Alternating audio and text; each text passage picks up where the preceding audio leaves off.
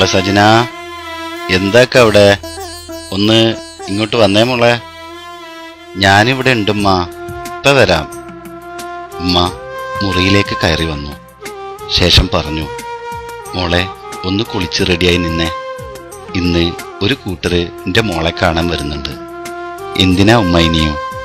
ഞാൻ എത്ര പത്രാസിൽ ഒരുങ്ങിയാലും എന്നെ ഇഷ്ടാവൂല, എനിക്ക് വയ്യ ഉമ്മ. അവൾ സങ്കടത്തോടെ മുഖം താഴ്ത്തി. ഉമ്മ അവളെ ആശ്വസിപ്പിച്ചു. ബ്രോക്കറുടെ കൂടെ മുഞ്ചുള്ള ഒരുത്തം വരുന്നത് സജന ജനൽവാതിലൂടെ കണ്ടു.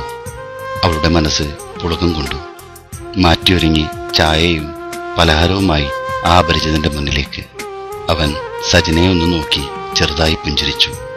അവൾ തിരിച്ചു. നാട്ടുവർത്തമാനങ്ങളൊക്കെ കഴിഞ്ഞ് അധികം സംസാരിക്കാതെ അവരിറങ്ങി. ആ നിമിഷം സജന ഒന്നാഗ്രഹിച്ചു, ഒരല്പസമയം അയാളുമായി സംസാരിക്കുവാൻ. പക്ഷെ സാധിച്ചില്ല. കുറച്ചു കഴിഞ്ഞു ബ്രോക്കറുടെ ഫോൺ കോൾ. ഹലോ മജീദിക്ക, ഇത് ഞാൻ അബ്ദു. പിന്നെ അവർക്ക് കുട്ടീനെ ഇഷ്ടായില്ലെന്നാ പറഞ്ഞേ. ഓളോട് പറയണ്ട, ഇൻഷാ അല്ലാഹ് എല്ലാം ശരിയാകും. സജനയ്ക്ക് കാര്യങ്ങളെല്ലാം മനസ്സിലായിരുന്നു. അവളൊന്നും മിണ്ടാതെ മുറി കഥകടച്ചു കിടന്നു. സജന, അതെ, ഇതവളുടെ കഥയാണ്. ആഗ്രഹങ്ങളും സ്വപ്നങ്ങളും ഉള്ളിലൊതുക്കി ഒരു മാരനെ കാത്തിരിക്കുന്നവൾ. പക്ഷേ തീരെ ഭംഗിയില്ലാത്ത ഒരുവളായിരുന്നു സജന. കൂടെ പഠിച്ചവരൊക്കെ ഒന്നും രണ്ടും മക്കളുടെ ഉമ്മയായി. അവരോട് സംസാരിക്കുമ്പോൾ എപ്പോഴും നെഞ്ചിപ്പിടയലാണ്. പക്ഷേ സ്നേഹം മാത്രം നിറഞ്ഞൊഴുകിയിരുന്ന അവളുടെ ഹൃദയത്തെ മാത്രം ആരും കണ്ടില്ല, ആഗ്രഹിച്ചില്ല. ഒരു ദിനം ഫേസ്ബുക്കിൽ അവൾ കയറിയിരിക്കെ ഒരു റിക്വസ്റ്റ് വന്നു. അവൾ അത് അക്സെപ്റ്റ് ചെയ്തു. പേര് ഫൈസൽ. ആദ്യമായിട്ടാണ് ഇങ്ങോട്ടൊരു റിക്വസ്റ്റ്. വളരെ കുറഞ്ഞ ആളുകളുള്ള ഫ്രണ്ട് ലിസ്റ്റിലേക്ക് ഒരാൾ കൂടി. പിന്നീട് ഒഴിവ് സമയങ്ങളിൽ വെറുതെ ഫേസ്ബുക്കിൽ കയറുമ്പോഴെല്ലാം ഫൈസലിന്റെ പ്രൊഫൈൽ നിരീക്ഷിച്ചുകൊണ്ടിരുന്നു. അങ്ങനെ അവർ ചാറ്റ് ചെയ്യാൻ തുടങ്ങി. സൗഹൃദ വലയം അവർ നല്ലപോലെ മുന്നോട്ട് കൊണ്ടുപോയി. പിന്നീട് അത് ഇഷ്ടത്തിലേക്ക് ചേക്കേറി. പ്രണയിക്കാൻ തുടങ്ങി. അപ്പോഴും സജനിക്ക് ഒരു ഭയമുള്ളിൽ പൊട്ടിമുളച്ചിരുന്നു. എന്നെ ഇതുവരെ അയാൾ കണ്ടിട്ടില്ല. പക്ഷേ ഒരിക്കൽ കാണുമ്പോൾ ഒരുപാട് സ്വപ്നങ്ങൾ കൈമാറിയ ഈ വേളയിൽ എന്നെക്കുറിച്ച് സ്വപ്നം കണ്ടു കാണില്ലേ? തന്റെ രൂപവും ഭാവവുമെല്ലാം അവനോട് പറഞ്ഞു. പക്ഷേ അവൻ അതൊന്നും കൂട്ടാക്കിയില്ല. സ്നേഹിച്ചു ഒരുപാട്. അവളുടെ ആ നല്ല മനസ്സാകണം അവനിൽ ഇഷ്ടം വർദ്ധിച്ചത്. ഒടുവിൽ സുഹൃത്തുമൊത്ത് ഫൈസൽ അവളെ കാണാൻ പുറപ്പെട്ടു. ഒരു ഞായറാഴ്ച ഉമ്മയോടും ഉപ്പയോടുമൊത്ത് അവൾ പുറത്തു പോകുന്നു എന്ന് പറഞ്ഞിരുന്നു. ഡാ ഹളിയ, ചെലവ് വേണട്ടോ കണ്ടുകഴിഞ്ഞാൽ. അങ്ങനെ പറഞ്ഞ സ്ഥലത്ത് അയാളെത്തി. ബീച്ചിൽ ഒരുപാട് തിരക്കി. അവസാനം അവിടെ ഏതാ ഉമ്മയുടെയും ഉപ്പയുടെയും കൂടെ ഒരു പെൺകുട്ടിയിരിക്കുന്നു.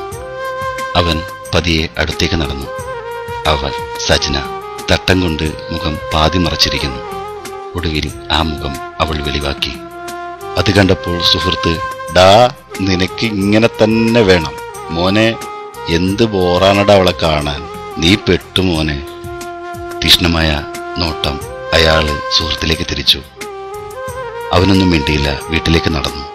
തന്നെ കണ്ടപ്പോഴുള്ള അയാളുടെ ഭാവവ്യത്യാസം അവൾക്ക് സഹിക്കാൻ കഴിഞ്ഞില്ല.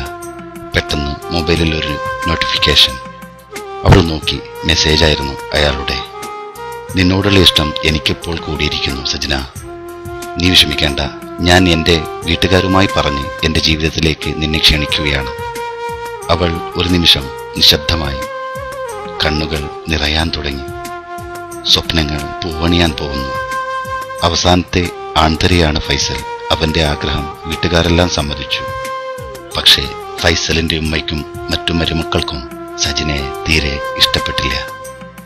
ഫൈസലിനെന്താ വട്ടാണ്, ഒരു കോലുമില്ലാത്ത ഒരുത്തിയെ കെട്ടാൻ വേറെ എത്ര പെമ്പിള്ളേരുണ്ട് ഇവിടെ. ഞാൻ അവളുടെ ഇറച്ചി കഷ്ണമല്ല ഇഷ്ടപ്പെട്ടത്.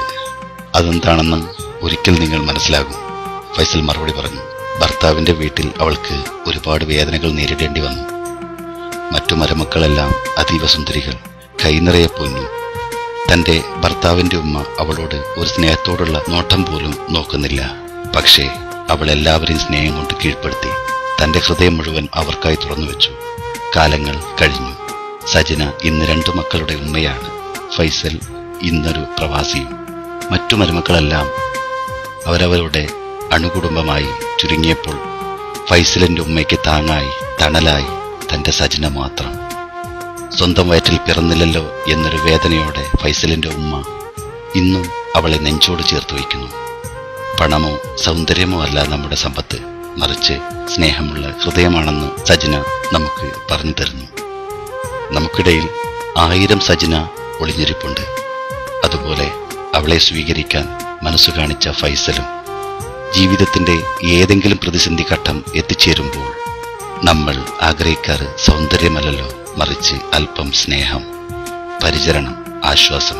ഇതല്ലേ കെട്ടുപ്രായം കഴിഞ്ഞിട്ടും ഉമ്മയ്ക്കും ഉപ്പയ്ക്കും ഒരു നോവായി വീടിന്റെ അകത്തളത്ത് കഴിഞ്ഞുകൂടുന്ന സഹോദരിമാരെ, അവർക്ക് വേണ്ടി ഒരിക്കൽ ഇതുപോലെ ഒരു ഫൈസൽ വരും. ഏതെങ്കിലും ഒരു വാതിലിലൂടെ നിങ്ങളുടെ സ്വപ്നങ്ങൾക്ക് ജീവനേകാൻ ഈ കഥ അവർക്കുള്ളതാണ്. സ്നേഹത്തോടെ നിങ്ങളുടെ സ്വന്തം അസ്ലം ചട്ടഞ്ചാൽ. ഷാഹിർ മുഹമ്മദ് എഴുതിയ സജന എന്ന പെൺകുട്ടി എന്ന കഥയുടെ ശബ്ദ ആവിഷ്കരണമാണ് നിങ്ങൾ കേട്ടത്. അവതരണം അസ്ലം ചട്ടഞ്ചാൽ. സമർപ്പണം ഇഷൽ ഫേസ്ബുക്ക്.